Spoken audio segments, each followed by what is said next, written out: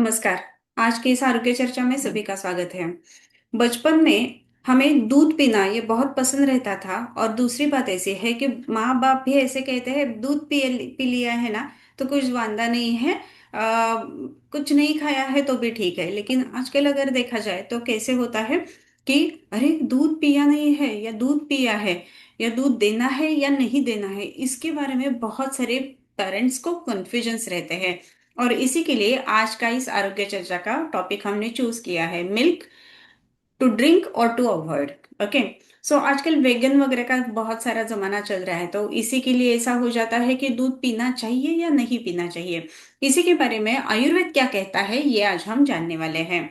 सो दूध के बारे में जब भी हम देखते हैं तो उसके इस विषय के अनुसार अगर कुछ मेडिसिन इसमें कहे गए हैं तो लेने से पहले जरूर कोई भी नजदीक आयुर्वेदिक प्रैक्टिशनर जो है उनको कंसल्ट करना बहुत जरूरी है। आयुर्वेद के अनुसार अगर दूध के प्रकार हम देखेंगे तो अष्ट प्रकार का दूध कहा गया है, 8 टाइप्स ऑफ दूध। गव्यम माहिषमाजं च कारभम स्त्रैणमाविकम ऐभम एक शफम चेति क्षीरम अष्टविधम मतम। अष्टविध यानी 8 प्रकार का दूध है। गव्य यानी गो यानी गाय का दूध। माहिष बफेलो का दूध। अज यानी जो बकरी रहती है उसका दूध है। कारभम इसका मतलब है जो गर्दभ रहता है उसका दूध है। स्त्रैण स्त्री का दुग्ध। और एक शफर जिन जिन प्राणियों को एक खुर रहता है, एक शफर रहता है, इन सब का जो दूध है ये अष्ट प्रकार का दूध कहा गया है। ओवरऑल दूध जो है वो स्वादुपाक रसम स्निग्धम ओजस्यम धातु वर्धनम ऐसे है। सो दूध कैसा रहता है तो स्वादुपाक, इसका मतलब ऐसा है कि इसका रस भी मधुर है और पेट में जाने के बाद भी ये स्वादु यानी मधुर कार्य करता है। और ये है, ये ओज वर्धन करने वाला है। शरीर का जो ओज रहता है, ओजस्तु तेजो धातु नाम शुक्रांता नाम परम स्मृतम हृदयस्थम व्यापी देह स्थिति निबंधनम ऐसे कहा गया है। सो ये जो शुक्र से सर्व धातु का जो सार है, ये जो ओज बना है, ये ओज वर्धन करने के लिए इस दूध की बहुत महत्ता कही गई है। सो दूध पीना चाहिए या नहीं, ऐसे कहा जाता है कि मनुष्य प्राणी एक ही ऐसा प्राणी है कि जो अपनी माँ से छोड़कर बाकी के प्राणियों का दूध सेवन करता है। बाकी के प्राणी वैसे नहीं करते हैं। सो मनुष्य एक ही प्राणी है कि जो बुद्धिमान है प्राणी है, और इसी के लिए वो उसके लिए जो जो जरूरी है निसर्ग से वो लेने का प्रयास करता है। इसी के लिए वो बाकी के जो प्राणी रहते हैं उनका भी दूध वो पी लेता है। सो ये इम्पोर्टेंट बात है, और इसी के लिए हर एक प्राणी के अलग अलग गुण कहे गए हैं। सो जो प्राणी का दूध जैसे रहता है उसके गुण अलग अलग वर्णन किए हुए हैं। सो गोदुग्ध कौन सा रहता है और गोदुग्ध के गुण क्या है। सो अगर हम देखेंगे गाय का दूध, तो वात पित्त हरम रोषम श्लेष्मलम गुरु शीतलम प्राय पय अत्रम गव्यम तो जीवनीयम रसायनम क्षणक्षीण हितम मेद्यम बल्यम स्तन्यकरम परम ऐसे ओवरऑल जो इम्पैक्ट्स है दूध के वो कहे गए हैं। और विशेष करके जो गोदुग्ध है उसका श्रम भ्रम मद अलक्ष्मी श्वास कास अतिवृक्षुधा ऐसा कहा गया है। जीर्ण ज्वरम मूत्र कृश्रम रक्त पित्तंच नाशय। ये गोदुग्ध है वो ब्लीडिंग टेंडेंसीज यानी रक्त पित्त कम करता है। कम करता है। अगर बहुत ज्यादा थकान है तो वो कम करता है। भ्रम जो है वो चक्कर आना, वर्टिगो वगैरह, इसमें भी इसका उपयुक्तता है। सिर्फ पीने से नहीं, सो नस्य के लिए भी ये गोदुग्ध यूज किया जाता है। नाक में दो दो बूंद अगर डाले जाते हैं गोदुग्ध के तो एसिडिटी या फिर जिसमें नेत्र की जलन जो रहती है वो भी बहुत अच्छी तरीके से कम आने में मदद हो जाती है। सो ये स्पेसिफिक गुण है गाय के दूध के। वैसे ही अलग अलग प्राणियों के अलग अलग दुग्ध के ये बताए गए हैं, गुणधर्म बताए गए हैं। विशेष करके जो गर्दभ का दूध रहता है वो लवण रसात्मक रहता है। अज दुग्ध जो रहता है वो ट्यूबरक्युलर जो रहता है, ये राजयक्ष्मा आयुर्वेद में जिसको कहा गया है उसके लिए बहुत अच्छा ट्रीटमेंट है ऐसे कहा गया है। सो इन सब के बारे में आयुर्वेद में डिटेल वर्णन है कि किस प्राणी का दूध क्या काम शरीर में हमारे करता है। सो इसी के लिए पीना है या नहीं पीना है, तो इस गुण के अनुसार हमें देखना है कि कौन से गुण की आवश्यकता है, उसके अनुसार उस प्राणी का दूध हम सेवन जरूर कर सकते हैं। और मॉडर्न साइंस के हिसाब से जो मिल्क के हेल्थ फैक्ट्स बोलते हैं वो कौन कौन से हैं। सो मिल्क के हेल्थ फैक्ट्स अगर हम देखेंगे तो ये बोन्स को स्ट्रॉन्गर करता है, एफ्रोडियास्टिक है, रिजुविनेट करता है, और ये ब्रेन के लिए भी बहुत अच्छा टॉनिक है ऐसे कहा गया है। सो ये जो दूध रहता है आजकल हमें कैसा दूध मिलता है और कौन से टाइप का दूध हमें पीना चाहिए। सो फ्रीली ग्रेजिंग काऊ, जो गाय अच्छे से पूरे खुले मैदान में घास का सेवन करती है, उसका दूध पीना चाहिए। जो गाय एक जगह बांधी हुई है, ऐसी गाय नहीं चाहिए। एंड दूसरी बात है कि ग्रीन एंड येलो फॉडर दोनों भी खाने वाली जो गाय रहती है, उसका दूध जो है वो अमृतोपमम ऐसे कहा गया है। सो अमृत के अनुसार ये दूध है गाय का, और लेकिन ये फ्रीली ग्रेजिंग काऊ होनी चाहिए। लेकिन आजकल क्या होता है कि प्रोडक्शन यानी मिल्क का यील्ड बढ़ाने के लिए जो गाय रहती है वो उसको एक ही जगह टाई करके रखा जाता है। उसको टिपिकल फॉडर दिया जाता है सो दैट उसका जो मिल्क का प्रोडक्शन है वो बढ़े। दूसरी वैसी बात है कि ये मैकेनिकल अभी प्रोसेस हुआ है, जैसे कि हम इधर देख रहे हैं कि वायर्स वगैरह लगा के, मशीनरी लगा के इसका दूध निकालते हैं। सो ऐसी जगह से अगर दूध लिया जाता है तो उसके कारण क्या हो जाता है, ये जो दूध है वो गुरु हो जाता है हजम करने के लिए।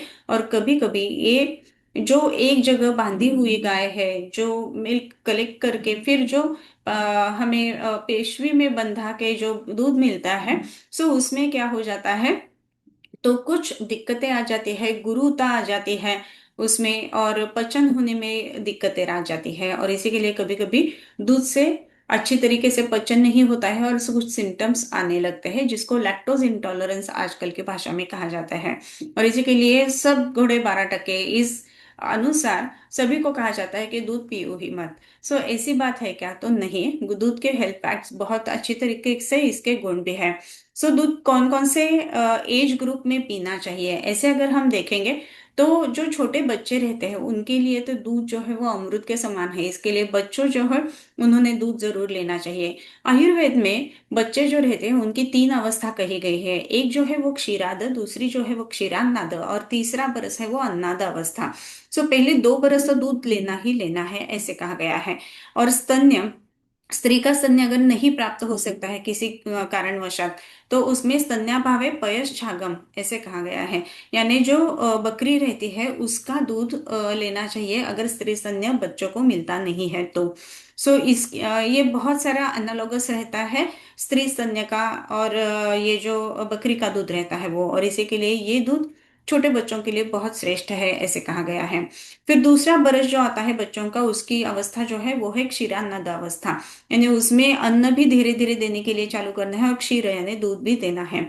सो ऐसी अवस्था में कौन सा दूध देना चाहिए? तो विशेष करके गाय का दूध देना चाहिए। जो बच्चे बुद्धिजीवी है या फिर जिनके बच्चे आगे जाके ऐसे काम करने वाले हैं जैसे कि व्यापार वगैरह करने वाले हैं, उसमें गाय का दूध देना बहुत जरूरी रहता है। और जिनके बच्चे फिजिक के काम करने वाले हैं यानी श्रम करने वाले हैं, या फिर जिनके बच्चों को कुश्ती वगैरह ये सिखाया जाता है, स्पोर्ट्स में है स्पेसिफिकली, तो उनके लिए माहिश यानी भैंस का दूध जो है वो ज्यादा उपयुक्त रहता है मसल्स की स्ट्रेंथ बढ़ाने के लिए। सो इसके लिए आपको कौन सा कार्य दूध से अपेक्षित है उसके अनुसार आप दूध सिलेक्ट कर सकते हैं कि दूध कौन सा पीना है। इसके अलावा बच्चों के अलावा और किसने दूध पीना चाहिए, तो स्पोर्ट्स पर्सन जो है उनके लिए तो बहुत ही उपयुक्त है। एल्डर पीपल रहते हैं उनके लिए भी दूध पूर्णान्न कहा जाता है। और जो बच्चे या फिर जो ग्रोन अप्स मेंटल वर्क बहुत ज्यादा करते हैं, उनकी थकान दूर करने के लिए, विशेषतः मेंटल थकान दूर करने के लिए ये दूध जो है वो काफी कारगर रहता है। दूध पीने से प्रॉब्लम क्या है फिर? तो इसके लिए आजकल इतना बड़ा कहा जाता है कि दूध नहीं पीना चाहिए, दूध नहीं पीना चाहिए, तो क्यों नहीं पीते हैं दूध? इसके कारण बहुत ज्यादा समय ऐसा हो जाता है कि कुछ सिम्टम्स आ जाते हैं। जैसे कि गैसेस है, फ्लैटुलेंस है, आईबीएस है, या फिर लैक्टोज इंटॉलरेंस ये भी कहा जाता है, जिसमें नॉशिएटिंग वॉमिटिंग फीलिंग भी रहता है। ये क्यों होता है? बहुत बार जैसे कि हमने कहा कि डाइजेस्टिव इश्यूज अगर है तो ये दूध जो है वो हजम नहीं होता है। दूसरी बात ऐसी है कि अगर गाय को, भैंस को एक ही जगह बांध कर रखा है तो उसका दूध जो है वो गुरु हो जाता है और फिर ये हजम नहीं होता है, इसके लिए दूध नहीं पिया जाता है। दूध से कुछ सिम्टम्स आ जाते हैं जिसको लैक्टोज इंटॉलरेंस कहा कहा गया है। ये जो लैक्टोज इंटॉलरेंस है उसके लिए हमने यूट्यूब पर ही एक सेपरेट वीडियो भी किया है। उसको अगर देखना है तो आप जरूर लैक्टोज इंटॉलरेंस ऐसा सर्च करके देख सकते हैं। लैक्टोज टॉलरेंस ये अलग ही कंडीशन है। एंड ये जनरली क्यों डेवलप हो जाती है, धीरे धीरे डेवलप होती है। तो ये जो है शरीर में जो इंटेस्टाइन्स है, जो एंजाइम्स उससे सिक्रीट होते हैं और जो दूध को हजम करते हैं, डाइजेस्ट करते हैं, वो अगर नहीं कर पाते हैं तो इसके कारण ये लैक्टोज इंटॉलरेंस डेवलप होता है। सो ऐसे समय क्या करना चाहिए? दूध पूरा ही बंद करना चाहिए? तो बहुत समय ऐसा है कि उसके ऑप्शंस यानी आलमंड मिल्क या सोया मिल्क ऐसे दिया जाता है, लेकिन ये जो गाय का दूध रहता है उसके बेनिफिट्स फिर उस पेशेंट को कैसे मिलेंगे? ऐसी अगर बात है तो विशेष करके सिद्ध दुग्ध जो रहते हैं वो दिए जाते हैं। और कुछ कंडीशंस ऐसी रहती है कि जिनमें दूध नहीं पीना चाहिए, जैसे कि फीवर है, कफज विकार है, या फिर इंजुरी है, या फिर कोई वुंड है, गैस्ट्रिक इश्यूज है, तो दूध नहीं पीना चाहिए। सभी को दूध नहीं पीना चाहिए ऐसी बात नहीं रहती है। अगर आपको कुछ अब भी डाइजेस्टिव कुछ इश्यूज हो रहे हैं, जैसे कि आईबीएस का तकलीफ है, या फिर गृहिणी जिसको आयुर्वेद में कहा गया है, ऐसी अगर बातें हैं और दूध पीने के बाद में पेट में मरोड़ आती है, तो ऐसे समय थोड़े दिन के लिए 7 दिन 15 दिन आपको दूध बंद करना है। फीवर में दूध नहीं दिया जाता है जनरली।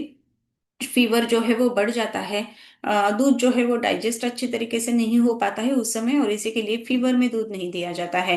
लेकिन जीर्ण जो रहता है उसमें दुग्ध के साथ कुछ स्पेसिफिक मेडिसिन दिए जाते हैं, उसका परिणाम जो है वो शरीर के ऊपर बहुत अच्छा आ जाता है। दूसरी ऐसी बात है कि शरीर में पुय सदृश संप्राप्ति कौन सी भी है, जैसे कि कोई भी वुंड है या फिर ऑपरेटिव हुआ है, तो ऐसे केसेस में भी दूध नहीं पिया जाता है, क्योंकि वो पस फॉर्मेशन जो है वो बढ़ाने की संभावना रहती है। ऐसे जो केसेस रहते हैं उन्होंने दूध नहीं पीना चाहिए। लेकिन आप कहेंगे अगर छोटा बच्चा है और उसको फीवर है तो दूध देना ही है, तो ऐसे समय क्या कर सकते हैं? तो इसमें हमने कहा कि सिद्ध दुग्ध जो रहता है उसका परिणाम बहुत ज्यादा अच्छे तरीके से आ जाता है। इसमें कौन कौन से सिद्ध दूध दिया जाता है? तो जनरली छोटे बच्चे रहते हैं उनको विडंग सिद्ध दूध दिया जाता है। जो एकदम नन्हे बच्चे रहते हैं कि 4-5 महीने के बच्चे हैं और उनको टॉप फीड यानी जो बाहर का दूध है जो चालू किया जाता है 4-5 महीने के बाद में, उसमें डायरेक्टली अगर दिया जाता है तो कभी कभी ये इंटॉलरेंस होने की संभावना रहते हैं। ये होना नहीं चाहिए, इसके लिए विडंग सिद्ध दूध जो है वो दिया जाता है। विडंग के 4 या 5 दाने जो है वो दूध में डालने के हैं, उसमें थोड़ा सा पानी मिलाने का है, फिर इतना बॉईल करना है कि जैसे कि ये जो पानी है वो निकल जाए, और फिर वो मिल्क जो है वो छान के बच्चों को दे सकते हैं। इस तरीके से अगर दूध दिया जाता है तो तकलीफ नहीं होती है। ऐसे ही गैस्ट्रिक इश्यूज अगर है तो शुंठी सिद्ध दूध दिया जाता है। कफज विकारों में पिप्पली सिद्ध दूध दिया जाता है। थ्रोट के अगर इश्यूज है तो हल्दी का दूध, ये तो बहुत फेमस है, आपको पता ही होगा इसको, टर्मरिक लाटे ऐसे भी यूएस में वगैरह कहा जाता है। हल्दी का दूध या फिर हल्दी वाला दूध, इसके ऊपर भी दूसरा एक वीडियो है, उसके बेनिफिट्स कौन कौन से रहते हैं उसमें डिटेल आप देख सकते हैं। लेकिन थ्रोट के कुछ इन्फेक्शंस है, कफज विकार है, खांसी आ रही है, तो ऐसे केसेस में दूध और हल्दी सेवन की जाती है। इससे ये जो थ्रोट इश्यूज है, खांसी है, कफ के विकार हैं, गले में खिचखिच है, तो ये बहुत अच्छी तरीके से उसको टैकल करता है, वेट कम कर देता है। और इसी के लिए ऐसे सिद्ध दुग्ध अगर लिया जाता है तो उसका परिणाम जो है शरीर में काफी कारगर रहता है। सिद्ध दूध जरूर ही जरूर लेना चाहिए। ऐसे ही बहुत अलग अलग कंडीशंस रहते हैं कि जिसमें दूध लेना है या नहीं लेना है। ऐसा कंफ्यूजन नहीं क्रिएट होना चाहिए, एंड एक ही रूल सबको अप्लाई होता है ऐसा भी नहीं है। और इसी के लिए आपके कंडीशन के अनुसार, आपके सिम्टम्स के अनुसार, और आप कौन सा दूध यूज कर रहे हो उसके अनुसार दूध पीना है या नहीं पीना है ये डिसाइड कर सकते हैं। लेकिन उसके लिए अगर आपको कंसल्ट करना है तो कंसल्टेशन जरूर ले सकते हैं, ऑनलाइन भी हम कंसल्टेशन के लिए उपलब्ध है। ऐसे ही अलग अलग विशेष जानकारी के वीडियो देखने के लिए इस यूट्यूब चैनल को सब्सक्राइब करिए। नमस्ते।